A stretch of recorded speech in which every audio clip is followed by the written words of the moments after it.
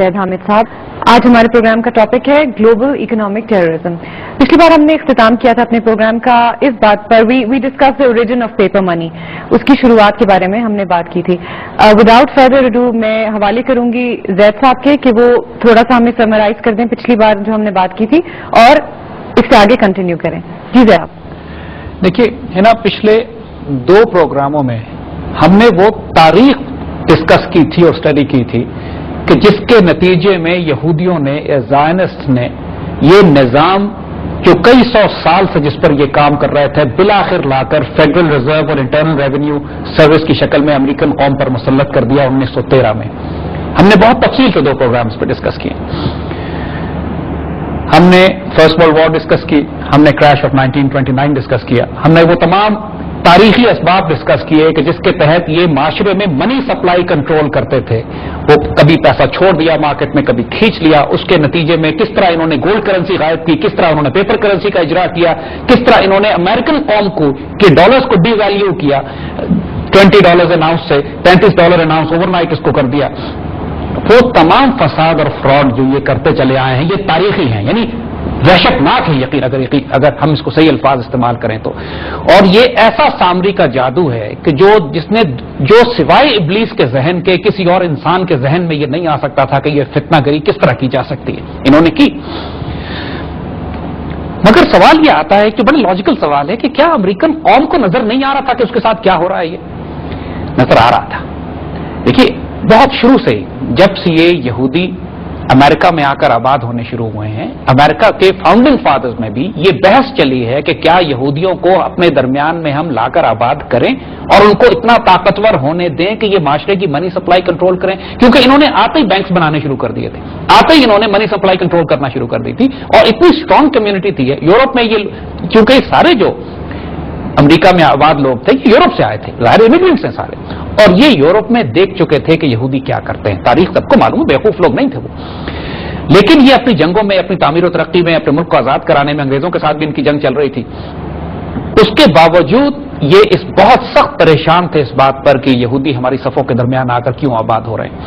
Andrew Jackson نے، جیسے ہم نے بات کی تھی 1936 میں، اس نے ان کو ڈین آف وائپرز اینڈ تھیوز کا لفظ استعمال کیا تھا. یعنی ایک سانپوں اور چوروں کا گڑھ یہودیوں کو انہوں نے یہ کہا تھا.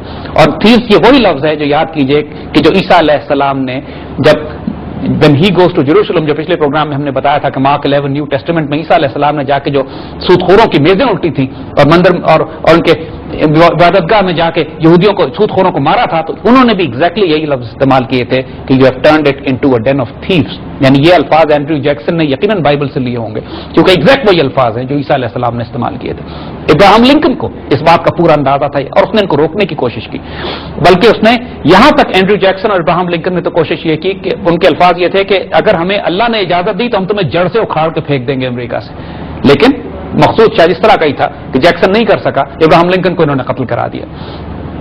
مگر یہ نہیں کہ امریکہ کے بڑے بڑے لوگوں کو اس کا علم نہیں تھا. دیکھیے جو سب سے بڑی موٹر کار کمپنی امریکہ میں 19ویں صدی کے آخر میں بنی وہ فورڈ موٹر کار تھی. ہنری فورڈ اس کا مالک تھا. ہنری فورڈ نے ایک بہت ہی شاندار کتاب لکھی، اس کا نام دی انٹرنیشنل جیو تھا. اور اس نے یہ لکھا کہ صاحب پوری دنیا میں جتنا فساد برپا ہو رہا ہے وہ یہودی کر رہے ہیں.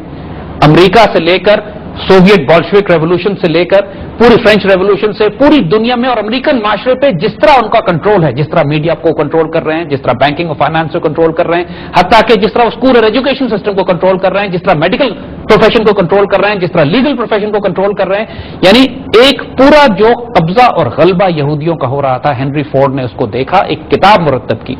ہنری فورڈ نے پہلی جنگ عظیم رکوانے کے لیے ایکسپیڈیشن لانچ کیا، یعنی باقاعدہ بحری جہاز میں بیٹھ کے ملک پھرا کسی طریقے سے کہ پہلی جنگ عظیم کو رکوائے، کیونکہ وہ سمجھ رہا تھا کہ 1913 کے بعد جب انہوں نے فیڈرل ریزرو بنا لیا ہے اور اب پہلی جنگ عظیم اس کے بعد برپا ہوئی ہے تو امریکن حکومت کے ذریعے یہ فیڈرل ریزرو اب پورے یورپ کو قرضہ دیں گے. نتیجہ مقروض امریکن قوم ہوگی، کیونکہ ظاہر ہے جب امریکن حکومت قرضہ لے کر آگے دے گی اور اس امریکن حکومت کو اپنے قرضے اتارنے کے لیے انٹرنل ریونیو سروس کے ذریعے انکم ٹیکس لاگو کیا اس نے اپنی قوم کے اوپر. یہ سارا ہنری فورڈ دیکھ رہا تھا. आज भी यहूदी दुनिया में शदीद नफरत करते हैं हेनरी फोर्ड से। उसको उन्होंने जलील करने के लिए, उसकी हतक के लिए, उसकी तौहीन के लिए कोई कसर नहीं छोड़ी, इसलिए कि उस शख्स ने वो एक अच्छा ईसाई था, वो एक अच्छा अमरीकी था, उसने पहली दफा इनके एक्सप्लॉयटेटिव इकोनॉमिक सिस्टम को तोड़ने की कोशिश की, यानी उसने मिनिमम वेजेस का निजाम दिया, एक्सप्लॉयटेशन खत्म की अपनी फोर्ड मोटर कंपनी पर। फोर्ड इतना बड़ा नाम है कि अमेरिकन हीरो अभी भी समझा जाता है वो। उसने अपनी पूरी अमेरिका में जितनी गाड़ियां चलती थी 1910 1912 वगैरह तक, उसमें आधी गाड़ियां तो फोर्ड की बनाई हुई होती थी उसका, और हजारों लोग मुलाजमत करते थे उसके पास।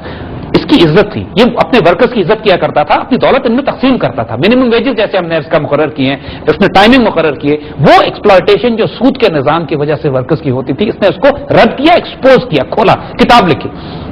इसकी ये किताब इंटरनेशनल ज्यू दुनिया की किसी लाइब्रेरी में अब नहीं मिलती, ईसाइयों यहूदियों ने इसको लेकर गायब कर दिया। नेट पर शायद एक आध इसके कुछ पीसेस मिल जाते हैं। तो कहने का मकसद ये है कि इनकी ये सारी साजिश बड़े बड़े लोग, अमेरिकन प्रेसिडेंट से लेकर उनके बिजनेसमैन तक भी देखते चले आए हैं। और अगर हम आज की बात करें, देखिए आज के दौर में भी हमारी पाकिस्तानी कौम बैरक ओबामा और हिलरी क्लिंटन की प्रेसिडेंशियल बहसें तो सुन रही है, कोई उसमें एक तीसरे प्रेसिडेंशियल कैंडिडेट का नाम नहीं जानता या कम लोग जानते हैं, उसका नाम रॉन पॉल है। रॉन पॉल भी एक प्रेसिडेंशियल कैंडिडेट है, बहुत अच्छा ईसाई है और अच्छा अमरीकी है, जायनिस्ट नहीं है, न्यूकॉन नहीं है, फ्रीमेसन नहीं है।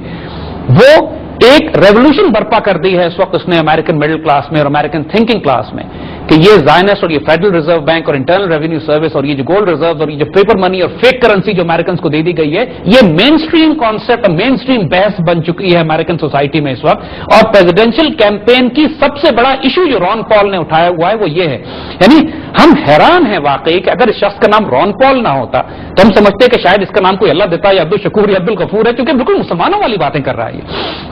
यानी वो ये कह रहा है कि फेडरल रिजर्व को एबॉलिश किया जाए, बैन किया जाए। वो ये कह रहा है कि अमेरिकन डॉलर को गोल्ड रिजर्व, गोल्ड बैकिंग होनी चाहिए, जाली फिएट करेंसी जो है ये नहीं होनी चाहिए। वो कह रहा है इंटरनल रेवेन्यू सिस्टम को इनकम टैक्स खत्म होना चाहिए।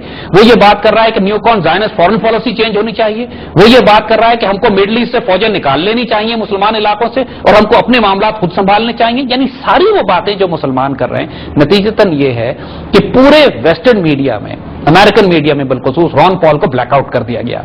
ये सिर्फ यूट्यूब पे या गूगल पे या चंद जगहों पे बेचारा अपनी बातों को कन्वे कर सकता है, अमेरिकन मेन स्ट्रीम मीडिया ने इसको बैन कर दिया।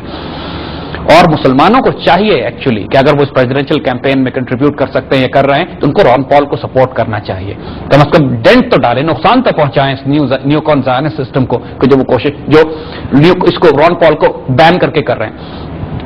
और गैर मामूली बात है, यानी हम रिकमेंड करेंगे हमारे सुनने वालों को कि आप गूगल पे जाइए, रॉन पॉल टाइप कीजिए, उसके वीडियोस देखिए, बेनतहा वीडियोस मौजूद हैं इसके इंटरनेट के ऊपर, और वही एक मीडियम है जो ये इस्तेमाल कर रहा है, क्योंकि मेन स्ट्रीम में तो इसको बैन कर दिया है इन्होंने। तो ये बात नहीं है कि अमेरिकन कौम को मालूम नहीं है कि उसके साथ क्या हो रहा है। बुनियादी तौर पर अमरीकी एज अ कौम बुरे लोग नहीं हैं, उन लोगों को इतना ज्यादा बेवकूफ बनाया गया है तारीख में, इतना मीडिया उनका कंट्रोल किया गया है ज़ायनिस्ट ने, कि एक पूरी कौम 25 करोड़ की 30-40 लाख यहूदी उसकी गर्दन पर सवार हैं और उसको इस तरह इस्तेमाल कर रहे हैं जैसे गुलामों को इस्तेमाल किया जाता है। लिटरली इस वक्त कैफियत यह है कि अमेरिकन कौम से बढ़कर गुलाम दुनिया में कोई नहीं है, उनसे ज्यादा अहमक दुनिया में कोई नहीं है, उनसे ज्यादा मजबूर और बेकस दुनिया में कोई नहीं। लोग समझेंगे कि हम कैसी बातें कर रहे हैं, वो तो याशी करते फिर रहे हैं दुनिया में। जी नहीं, आगे हम बताएंगे आपको बात।